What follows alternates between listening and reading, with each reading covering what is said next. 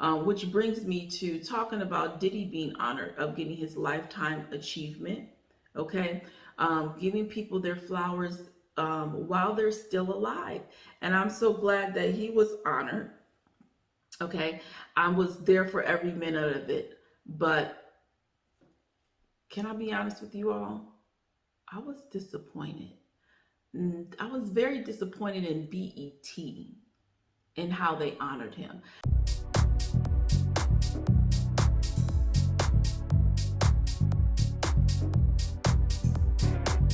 Welcome to another episode of Becoming with Angelina Watkins, where we are turning dreamers into believers and doers, where we are having open, candid conversations of how we've overcome, reached a level of success, and living life on our terms. And we're here to give you a fresh perspective and the blueprint to win at love, life, and money. And I'm your host, Angelina Watkins, your queen of becoming, here to help you become who you need to be so you can do what you're purposed to do, so you can live the life that you want to live. And so we're here, you all. We're here every week, every Thursday, here to inspire you, push you, pull you, motivate you into purpose, to get up out of your seat, to get out of your comfort zone, become who you need to be so you can have what you want to have. Now, this episode is going to be a little bit different. I'm going to talk about the BET Awards that came on Sunday. Did you all watch them? Did you watch the awards show? I do look forward to watching the BET Awards every year in June. You know, June is Music Month. I don't know if it's Black Music Month or if it's just Music Month, but you know, they air their awards show every June, and so it came on this year on June 26th on Sunday, and I was excited to watch it and wanted to see it because they were honoring and giving the Lifetime Achievement Award to one of my favorite celebrities ever, okay? P. Diddy, Sean Puffy Combs, Puffy, whatever you want to call him, Sean John, all right? He was honored. He was given the Lifetime Achievement Award. And I was ready to see that because I have been thinking to myself that he is great. There's so much to learn from him. And why has he not been honored? So to find out he's being honored for all the work that he's done, for all he's contributed to the music industry was exciting to me. I'm going to get into that in a little bit. But I want to do some highlights first of what happened in the show. My husband watched it with me. We even watched the red carpet, y'all, and it was okay. He thought the show, he wasn't enjoying it. I myself was enjoying it. Although, you know, they have a lot of the new age rapping and R&B, I still was there for every moment of it because I do enjoy some of it, and it's very, very entertaining. And the show opened up, well, they had the host, Taraji Benson, and she looked great, okay, and all her wardrobe changes, but she was looking flawless as always. But the show opened up with Lizzo, and I know who Lizzo is. I haven't really listened to her music, but they played that she performed a song that I'm used to hearing. And Lizzo, y'all, oh my God, great entertainer. She killed it, y'all. She looked good. Okay, I know that she's been body shamed in social media, but I'm telling you, Lizzo looked good. I loved her outfit. I loved the whole ambiance of her act. She looked great. Her performance was awesome, and I enjoyed the song. The song was, you know, enjoyable itself. And of course, you know, I'm going to like the lyrics of the song because she's talking about healing. Okay, and she's talking about, you know, being herself and things of that nature. And I was there for every minute of it, just looking at these words here. She talks about, it caught my ear when she says, because that it's been a minute. Tell me how you're healing, because I'm about to get into my feelings. How you feeling? How you feel right now, right? And so I just enjoyed her. I love watching her just because she owns it. She owns who she is, and she doesn't let anybody make her feel bad about herself. She knows her worth, and she keeps it moving, and she's been pumping it, and she's about that music, and she's been doing a great job. And I loved her performance. She was awesome. Other highlights, Kirk Franklin's performance is, you know, always Never a disappointment for me. I always enjoy Kirk Franklin. At least anytime I've seen him perform, it's never been bad. So, I can't say anything bad about Kirk Franklin, but Latto. Okay, Latto. Do y'all remember her from the rap game? I watched the rap game with my children, okay? And I saw at the time Mulatto, and now she calls herself Latto, and she had won, and she turned down the chain. And look at her now.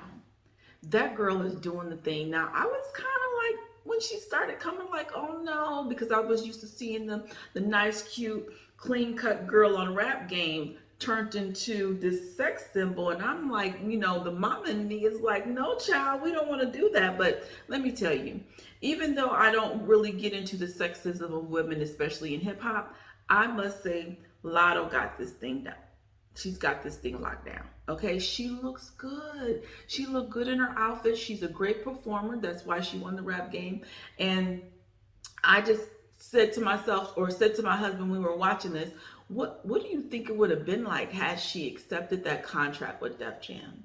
Do you think she would be where she is now? Possibly, but would she have been able to be herself? Would she have been able to do her thing the way she wanted to?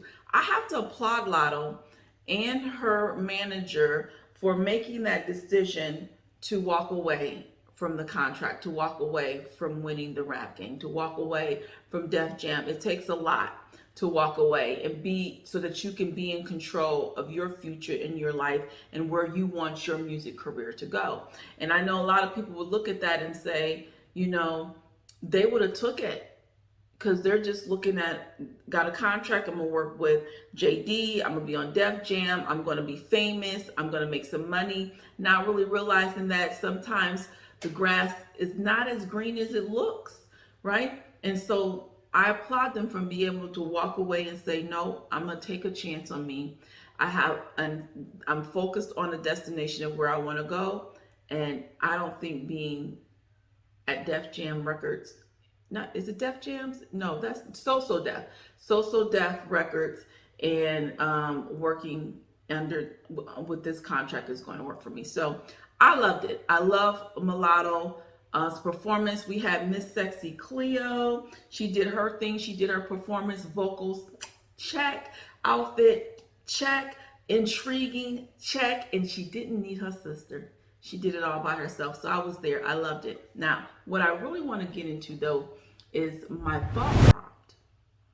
My thought prompt that came from Kirk Franklin. There was the award for BET's Best Gospel Inspirational Artist nominees, right? I'm going to run through these nominees. We have Fred Hammond, Elevation Worship, Teron Wells, Kirk Franklin, Maverick City Music, Marvin Sapp, Kelly Price, Her, Yee, and Little Baby. Now, when I heard those nominees, I instantly said to myself, they've got to give it to Maverick City. They got to give it to Maverick City. They are awesome, okay? If you have not listened to them, oh my God, if you ever want to really get into some worship, turn you on some Maverick City. I love them. That song Gyra, it just stops me in my tracks every time. I just have to stop and worship when I hear that song. I just knew they were going to win. I just felt like they should win. And they gave it to Kirk Franklin. Now, again, I like Kirk Franklin. Nothing wrong with Kirk Franklin. But I said to myself, Kirk Franklin's been around for a while. Can somebody else win? And then what happens? Kirk Franklin comes on. He gets his award. And he says this, you all.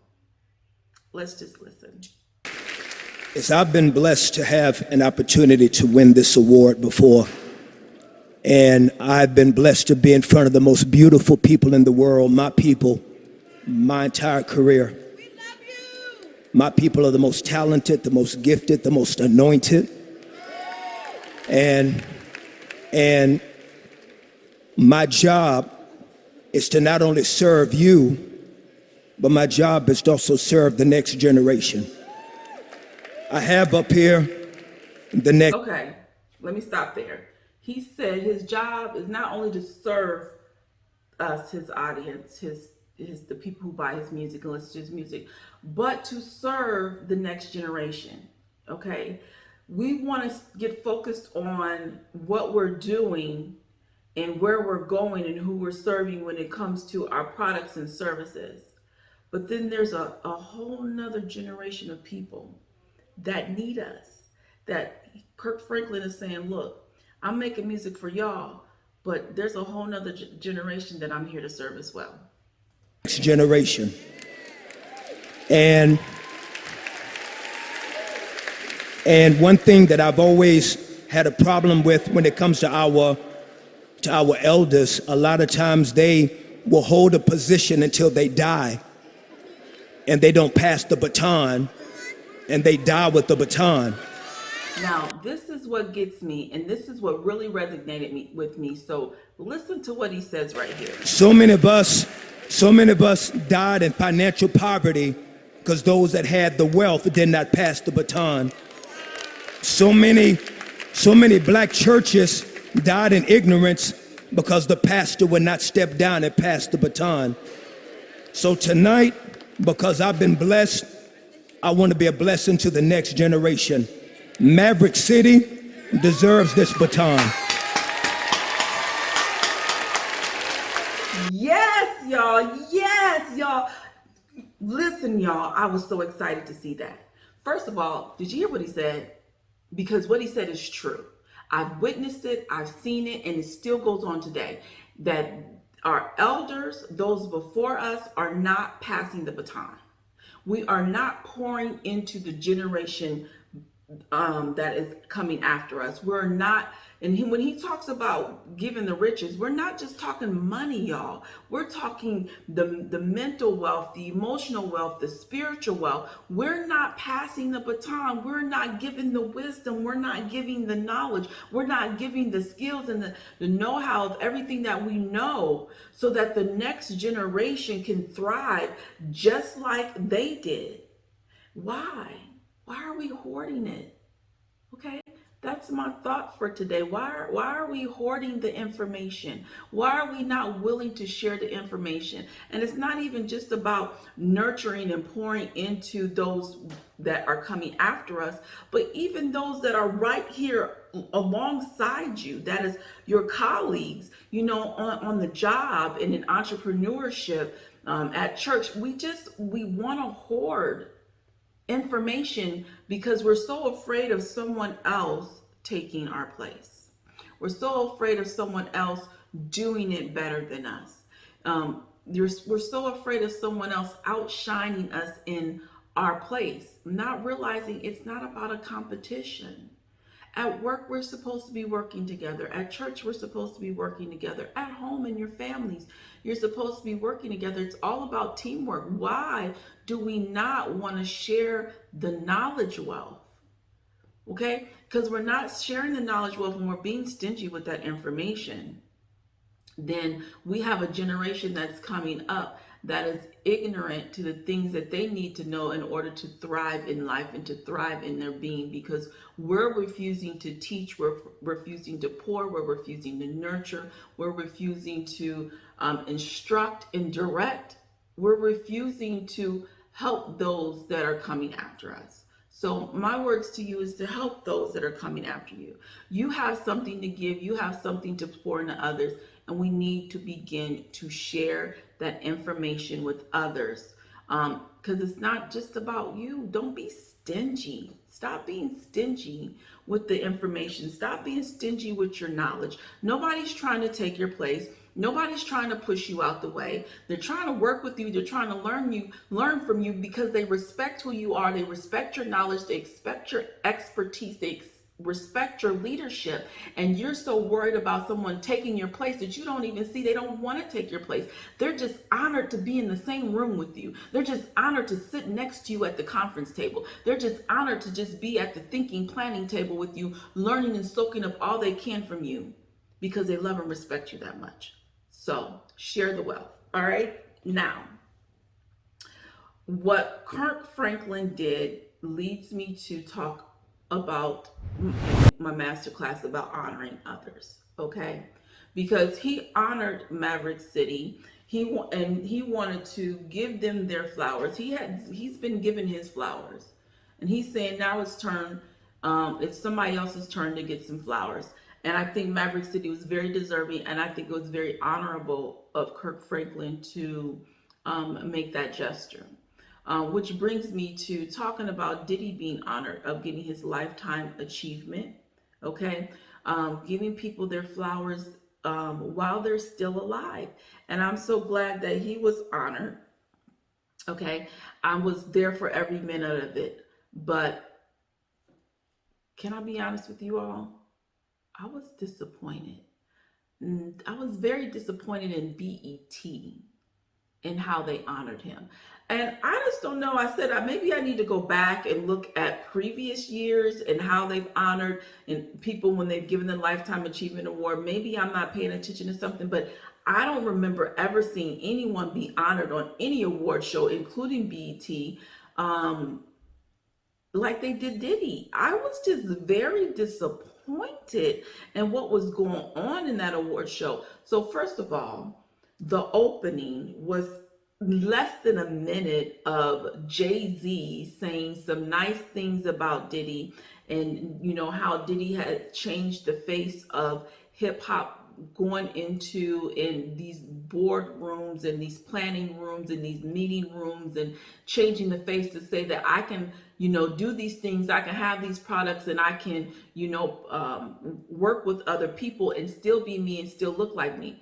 That made it to these unreachable heights. Puff was the first one that came through and made us feel like, it was us. It was ghetto fabulous. We took our rightful place at the tables and the boardrooms and the fashion shows, and we arrived. That impact obviously had effect on all of us and let us carve our own space. And it was like, oh, we could be in these spaces without assimilating. We're going to be in these spaces as ourselves. Diddy just showed them a totally different world of where they can take their business outside of the rap industry.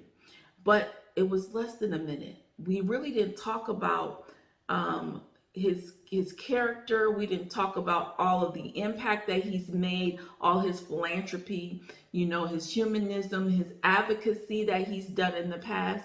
Where was all of that? Where was his accolades as a businessman outside of just the hip hop industry and all the businesses that he has created that have been thriving, that they're very successful? His mark in the reality TV world. He's had several reality TV shows of making the band. I think he had like 4 of those. He had a show where he was hiring someone to work for him.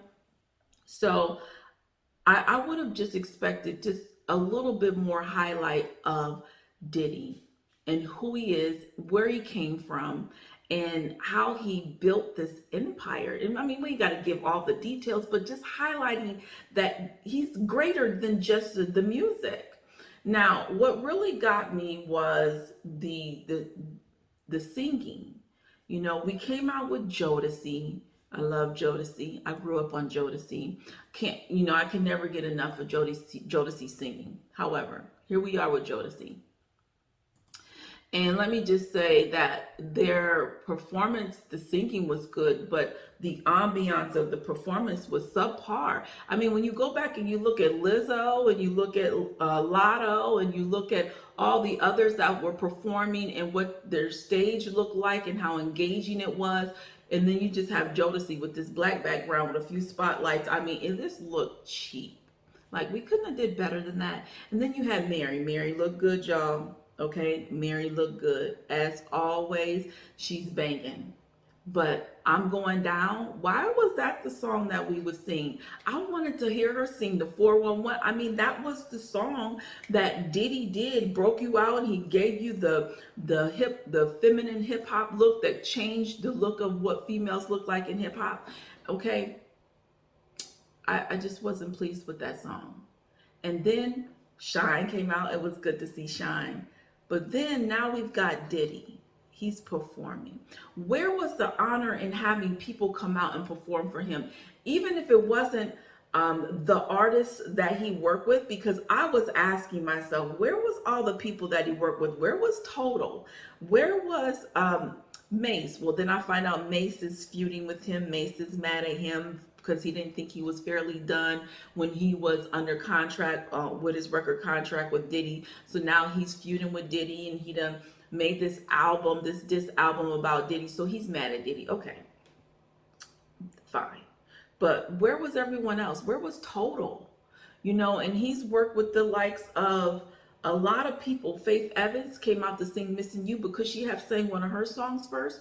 Could we not have had people come out and perform the songs that were made under his record label, and perform those, and then we could have had him perform? Because I've seen that where people are honored and different ones are coming out and they're singing the song and they're honoring them, they're singing to them, and then when it's all said and done, they come out, they make their speech, and then after they've made their speech, then they perform. I would have liked to see people really honor him. People really come out. Somebody could have came out and rapped Biggie. Somebody could have came out, and did some of the other songs that he did. And Mariah, now, y'all, he's done the song for Mariah, Honey, just like honey, when your love comes over me. Right? I know I'm not a singer, but y'all know what song I'm talking about. Mariah was there singing at the end of Latto's performance. Mariah was there singing with Latto, but we couldn't get her to perform for Diddy? Y'all, I just don't know. He's touched a lot in music, and I just would have liked to see more people come. We could have, had some folks come sing some songs. They played Mario Winans. Why wasn't he there? Carl Thomas, he could have been there. It's just a lot of people that he's done music with, and a lot of songs he's done. A Young Jock, he was on his record label. Why wasn't he there? He could have did a song. Danity Kane, what was that one, Day 26? Like, I just felt like we could have did a better job of putting together a melody of songs where people came out and performed, even if it wasn't the artists themselves, and performed for Diddy, and then let Diddy make his speech, and then Diddy did some performance with some other people. Maybe that's the way it should have been. Some people honored him singing some songs, and then he did some songs with the people he actually was the hype man for. So I don't know. For all that Diddy has contributed to the hip hop community, to the clothing industry, he's got the Ciroc, he's got cologne, he's done a lot, and he's been very, very successful. Despite, Mace being mad at him, saying he didn't do him wrong, that happens. I'm not going to be mad at Diddy for that, because that's the music industry. That's the game. Read your contract. Make sure you got a good lawyer that's going to read through the contract and get you the best deal that you can have. And it can happen. Look at Boyz II Men.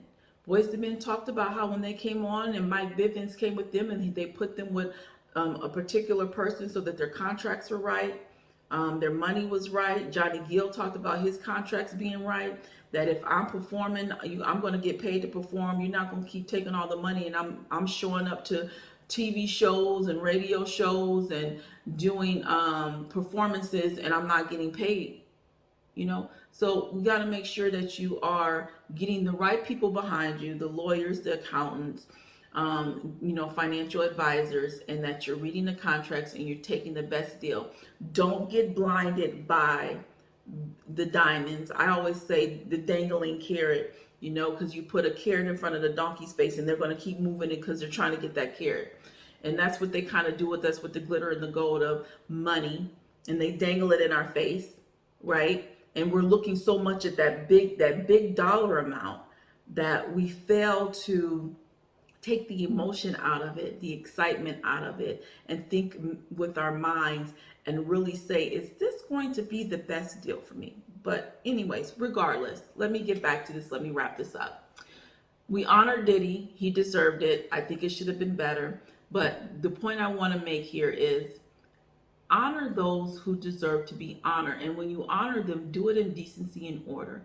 Don't have ASS on honoring people. Don't do a half job. Take it all the way. Do it right. Because if you're not going to do it right, then don't do it at all. I mean, think about, how would you want someone to honor you? How would you want someone to treat you? How would you want someone to present you? Okay, when I think about that, it just comes to my mind on the Cosby Show when Vanessa brings her fiance that she had been dating for 6 months, and her parents didn't know anything about this man, didn't know she was dating, didn't even know she was engaged. And so here they are now at dinner, and Bill Cosby, he says, you know, it's not you, Dabner, I think was his name. He said, but just think about if someone says, I'm going to give you a steak with some mashed potatoes. You'd probably be really excited and be like, oh, this is good. But then they present it to you on a garbage lid. It doesn't look so appetizing, does it? Okay, think about that when you are honoring people. Think about that when you are putting something together for someone, whether it's their birthday or an anniversary, or you want to surprise them with something. You know, whatever you're doing, think about how you would want to be presented. Think about how you would want to be honored, okay? And give your 100% when honoring people. Give your 100% when putting something together. Don't be shady. Don't be shabby. Put forth your best effort, okay? Because impressions mean everything. And what does that say about you when you don't think enough of someone to put things together right? We want to half do it. That's just like, you know, you buy someone a birthday gift, you know, and you don't want to wrap it. It's just like, here you go. You couldn't go to the dollar store and buy a $1 bag and with some tissue paper and put the gift in there. We couldn't buy some wrapping paper. It only costs $1 at the dollar store and maybe wrapped up the gift. We just want to just, here you go, you know.